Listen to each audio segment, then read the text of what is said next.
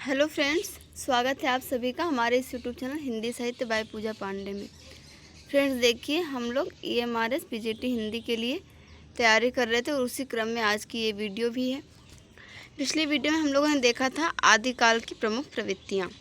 जैसा कि आप सभी जानते हैं, आपके PGT सिलेबस में आपको सभी काल से व आदिकाल से लेकर आपका आधुनिक काल तक जितने भी युग हैं, सबकी प्रमुख प्रवृत्तियाँ, प्रमुख रचनाकार, उनकी रचनाएँ और उनकी भाषा शैली, साहित्यिक विशेषताएं तथा कुछ प्रमुख कवि ऐसे हैं जिनका नाम उसमें उल्लेख किया गया है आपके सिलेबस में, उनके बारे में हमें डिटेल में पढ़ना है। तो पिछली वीडियो में हम लोग देख चुके हैं आदिकाल की प्रमुख प्रवृत्तियाँ। आज की वीडियो में हम देखेंगे आदिकाल के प्रमुख कवि और उनकी रचनाएँ। इसके बाद आपके आदिकाल संबंधित दो टॉपिक बचेंगे। एक तो बचेगा साहित्यिक विशेषताएं और भाषा शैली, और एक आपका बचेगा चंद्रबरदाई, अमीर खुसरो और विद्यापति। इन सभी के बारे में हमें डिटेल में अध्ययन करना पड़ेगा। तो हम लोग वो सारी चीज़ें जो है आगे आने वाली वीडियो में देखेंगे। आज की वीडियो में हम सिर्फ आदिकाल के प्रमुख कवि और उनकी रचनाएं देखेंगे। देखिए फ्रेंड्स, मैं थोड़ा थोड़ा करके वीडियो बना रही हूँ, थोड़े थोड़े टॉपिक पढ़ा रही हूँ, ताकि आपको जितना भी आप पढ़ रहे हैं वो चीज़ें आपको याद हो जाएं।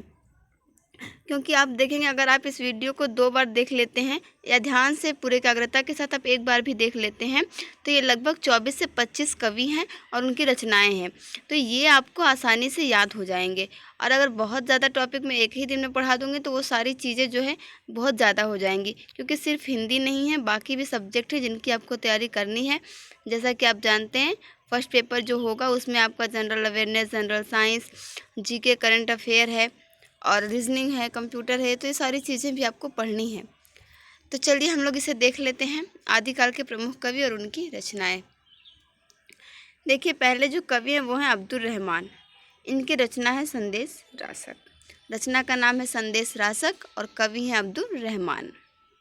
नरपति नाल हैं।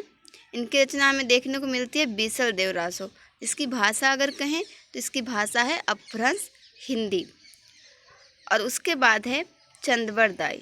चंद्रबरदाई जो कवि हैं, इनकी सबसे महत्वपूर्ण रचना है पृथ्वीराज रासो, आप लोग जानते भी होंगे। और इसमें पृथ्वीराज रासो में आपकी डिंगल पिंगल भाषा में देखने को मिलती है। उसके बाद अगले कवि हैं दलपति विजय। आप सभी ध्यान देते चलें कि ये सभी जो कवि हैं ये आदिकाल के हैं। देखिए फ्रेंड्स, अगर आप EMRS PGT के लिए तैयारी कर रहे हैं तो भी ये वीडियो आपके लिए हेल्पफुल है, बहुत ही हेल्पफुल है।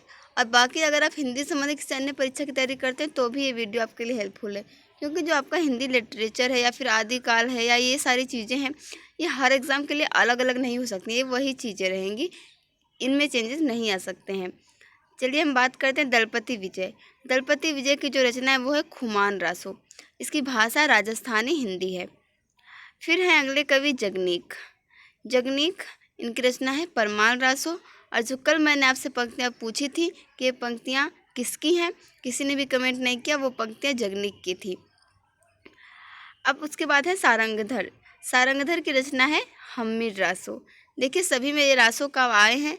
कल मैंने बताया था कि रासो काव्य क्या होते हैं, तो रासो काव्य जितने भी हैं सभी के लिए कवि अलग अलग हैं, तो आप इन्हें ज़रूर याद कर लें। फिर है नल सिंह। नल सिंह जो हैं, इनकी रचना है विजयपाल रासो। आगे हैं आपके जल कवि। जल कवि जो हैं, इनकी रचना है बुद्धि रासो। फिर है माधव दास चारण, जिनकी रचना है राम रासो। उसके बाद है दिलहर। दिलहर की रचना है गद्य सुकुमार रासो। इसके बाद देखिए, एक है रणमल छंद और एक है पीरीछत राय साहब। ये दोनों रचनाएं जो हैं वो श्रीधर की हैं, ये भी आदिकाल के ही कवि हैं।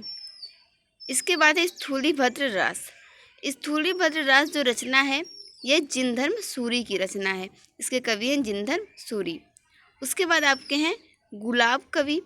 इनकी रचना है करहिया को रायसो। उसके बाद है आपकी रचना भरतेश्वर बाहुबली रास। ये काफ़ी बार परीक्षाओं में पूछा जा चुका है इस रचना के बारे में कि इस रचना के लेखक कौन है या कवि कौन है। भरतेश्वर बाहुबली रास, इसके कवि हैं आपके शालिभद्र सूरी। आपने इतनी रचनाएं देखी, आप चाहें तो इन्हें स्क्रीनशॉट लेकर रख सकते हैं या फिर तो आप तुरंत ही लिख सकते हैं, क्योंकि जो काम आप कल के लिए टालेंगे तो आप टालते रह जाएंगे, उसको करने के लिए आप कभी समय नहीं निकाल पाएंगे। लेकिन जो काम आप आज और अभी कर लेंगे वो काम आपका हो जाएगा। इसलिए काम को शुरुआत करिए, वो जितने भी समय में होता है उसको ख़त्म करिए, क्योंकि अगर आप कल पे टालते रहेंगे तो काम टलता ही जाएगा, उसको करने के लिए आप समय नहीं निकाल पाएंगे। यहाँ पर आपने देखा इतनी सारी रचनाओं को। चलिए बाकी बची रचनाओं को भी हम देख लेते हैं। यहाँ तक हमने देखा था कि शालिभद्र सूर्य की रचना है भरतेश्वर बाहुबली रास। आगे है आपके जोइंदू कवि। जोइंदू कवि की रचना है परमात्म प्रकाश। फिर हैं केदार, इनकी रचना है जयचंद्र प्रकाश। फिर हैं आपके मधुकर कवि, इनकी रचना है जसमयंक चंद्रिका। उसके बाद है आपकी रचना पौम चरिव, ये भी काफ़ी बार परीक्षा में पूछी जाती है पौम चरिव, तो इसके कवि हैं स्वयंभू। फिर है आपकी सानय धम्म दोहा, इसके कवि हैं आपके योगसार। अगले कवि हैं हरप्रसाद शास्त्री, इनकी रचना है बौद्ध गान और दोहा। फिर है आपके धनपाल, इनकी रचना है भवियत कहा, और ये रचना भी काफ़ी बार परीक्षा में पूछी गई, भवियत कहा। फिर इन कवि को अभी आप जानते होंगे लक्ष्मीधर, इनकी रचना है प्राकृत पेंगलम। उसके बाद आते हैं अमीर खुसरो। अमीर खुसरो की तो वैसे मुकरियाँ बहुत प्रसिद्ध हैं, पहेलियाँ भी इनकी प्रसिद्ध हैं। पहेलियाँ और मुकरियाँ, इनकी यहाँ पे 2 रचनाएं दी हैं, किस्सा चाह दरवेश और खालिक बारी। विद्यापति, आदिकाल में ये 3 कवि वास्तव में बहुत ही ज़्यादा इम्पोर्टेंट है, आपके चंद्रवरदाई, अमीर खुसरो और विद्यापति। और इनकी रचनाएं जो है इनका भी आप जो है अध्ययन कर लें अच्छे से। नेक्स्ट वीडियो में मैं इनके बारे में डिटेल में बताऊंगी। विद्यापति की रचना है आपकी कीर्तिलता कीर्ति पताका, और एक है विद्यापति पदावली। विद्यापति पदावली जो है इसकी भाषा आपकी मैथिली है। तो फ्रेंड्स, ये आपने लगभग 25 कवियों को और उनकी महत्वपूर्ण रचनाओं को देखा। अगली वीडियो में हम बात करेंगे आदिकाल की साहित्यिक विशेषताएं और इसकी भाषा शैली पर, और उसके बाद जो वीडियो आएगी उसमें हम बात करेंगे चंद्रवरदाई, अमीर खुसरो और विद्यापति, इनका जीवन कैसा रहा, इन्होंने किस प्रकार की रचनाएं की, उन रचनाओं में किन किन चीज़ों का वर्णन है और किन बातों का इनकी रचनाओं में प्रमुखता से उल्लेख किया गया है। इन सभी पे हम अगली वीडियो में चर्चा करेंगे। मैं उम्मीद करती हूँ कि आप सब जो है परीक्षा की तैयारी अपने अच्छे से कर रहे होंगे, आपकी पढ़ाई जारी होगी। ठीक है फ्रेंड्स, मिलते हैं नेक्स्ट वीडियो में। Thank you for watching this video.